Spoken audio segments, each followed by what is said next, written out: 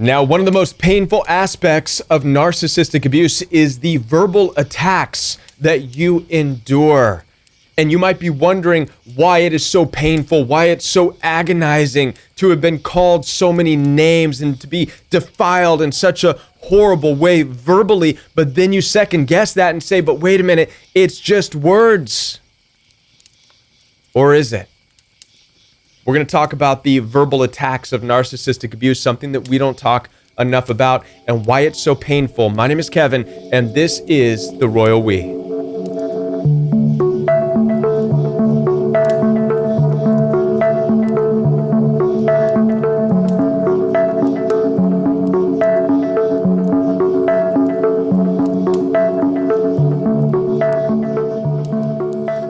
Now, before I begin, I want to thank those of you who have supported me in my effort to face my fear of heights and rappel down 19 stories, which is going to be happening this coming weekend. Now, for those of you who have not followed me on Instagram, follow me at Join the Royal We on Instagram, where you can watch videos as I am preparing myself mentally, emotionally, and physically to rappel down 19 stories.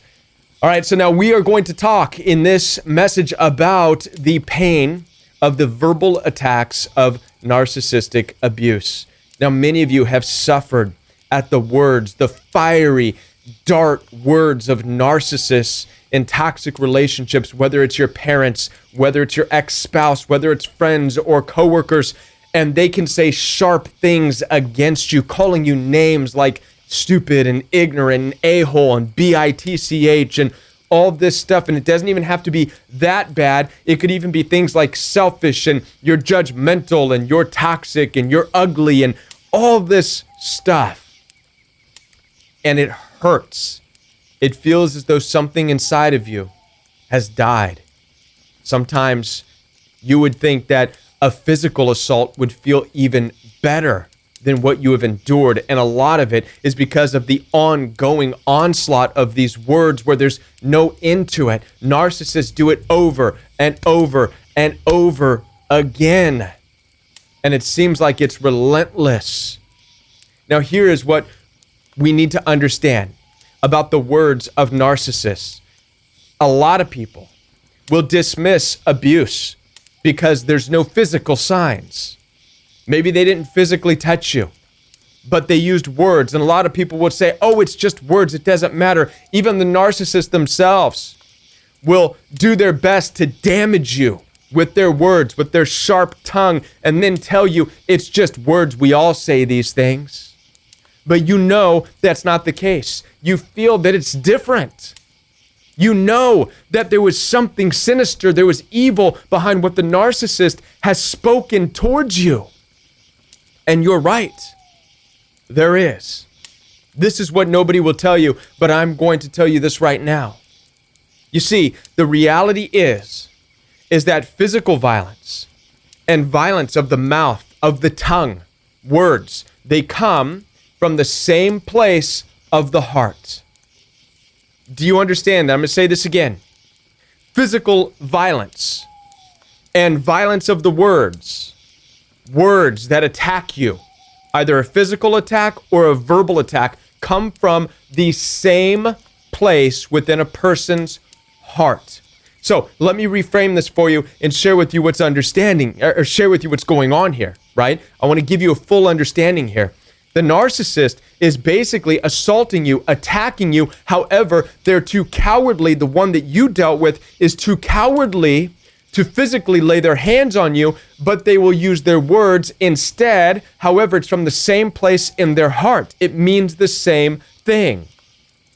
I want to share with you an ancient perspective, an ancient understanding out of the Bible. In the New Testament, Jesus talks about this. First of all, we know that Jesus used his words. He demonstrated the power of his words. He walked by a fig tree and told it to wither up and die, and it obeyed his words. Jesus told his disciples, if you say to this mountain, get up and move, it will. Now, whether or not he was literally saying you can move a mountain with your words, that's irrelevant. What the message is that your words have power, your words have weight, and your words will speak something into existence. This is important for you and I to understand. Our words are powerful. So powerful that Jesus added this into the ancient law. He told his disciples and all the people that you have heard, thou shalt not kill thy brother. Jesus then added this, but I tell you, anybody who uses his words to his brother and says, raka, which in translation means you fool, you idiot, you imbecile, right? Things that narcissistically abusive people would say. Jesus said this, if you say this, I tell you, you are guilty of murder. You are guilty of the same thing. Why would Jesus say that? What's the message for us out of the ancient literature? The message is this. Jesus is saying this, that the words spoken to attack somebody is from the same place in the heart as a physical attack on somebody. The only difference between somebody who goes out and kills people and a narcissist who uses their mouth and sharp tongue to berate you, the only difference is the narcissist is too cowardly to carry it out, to carry out what is coming out of their heart, which is to kill the other person. Yes, what I'm trying to tell you is that the narcissist that you have dealt with, whether it's your family members, your ex-friends, your ex-spouse, their verbal attack was them saying, I would kill you, but I don't want to get in trouble, so I'm going to use my words instead. It's from the same place in their heart. Now let this sink in. Yes, we came face to face with somebody who wanted to see you gone. Whatever reason, at that moment, that narcissistic rage, that moment where it felt like something jumped inside of you, that moment where your fight or flight kicked in, boom! That's the moment where that verbal attack was coming from a place in the heart that says, I want you gone. That was the Cain towards Abel. That was the Joseph's brothers as they threw him in the pit. That is what you dealt with. Don't let anybody tell you that the verbal attack didn't mean anything. Don't let anybody, especially narcissists, say, oh, we all say words and we all cuss each other out. We all call each other names. Baloney. We don't all do that. They do that because in their hearts, they desire to kill, to steal, and to destroy. And this is why it's so important for you to stay away from these toxic people, whether it's family members or friends, it doesn't matter. You stay away from them because their heart is of murder. Their heart is that evil. And that's what they speak from because that's what's in their heart. The problem is that you are still here. The problem is that they weren't able to carry out physically what they wanted. And so you're left trying to contemplate, why would they say those things and why does it hurt so bad? Well, hopefully now I've given you some insight as to why it hurts so bad, is because now you have a better understanding of their heart. It came from the same place. What do you do now? What do you do? How do you heal this? First of all, understand that you were attacked. Understand that something did die in that relationship with the verbal assault. What died is the relationship. You physically are still here. By the grace of God, you have a calling and you have a purpose and you get to move forward with your life.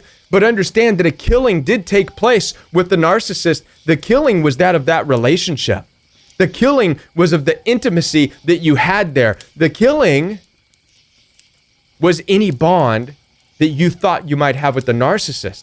And you need to accept that, let that die, grieve and mourn the death as though you can stand back and have a different observation of it.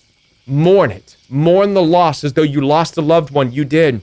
You lost the intimacy and the relationship and the bonding, whether it's with parents or siblings or spouses or whoever. You lost that. It died. Let it die. Mourn it. Cry over it. Let it die and let it go.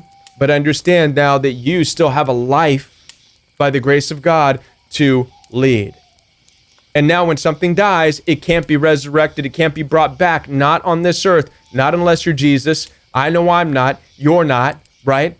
So there's no bringing back what died on this earth. We all know this. If somebody has passed away in our lives, there's no bringing them back. The same is true with that relationship with the narcissist that you have left. There's no bringing it back. You cannot resurrect that relationship. You cannot bring back that intimacy. You can never bring back what was killed by the narcissist. It needs to lay down. It needs to be buried. If you ever visit, it should only be to put flowers on it in remembrance, or maybe not even that, right? Listen, I want to help you to understand this principle even further. Understanding your pain because of the verbal assault and the relationship that was killed because it comes from the same place in the heart. Down below, you can find access to one-on-one appointments with me. We could have a telephone call. We could have a video chat, or we could even have a text message consultation. Down below, you'll find direct access to my calendar, so head on down there. Also down below, you'll find access to Royal We Fellowship, which is an in-depth Bible exploration every Saturday morning at 9 o'clock a.m. Central Standard Time, and we're applying our understanding of narcissistic abuse to the ancient literature of the Bible. Down below, you'll also find access to Royal We Live Chat every Monday night at 9 p.m., and there's all kinds of good stuff for you down below in the description box, so head on down there, and I'll be back with more videos for you right here on the Royal We.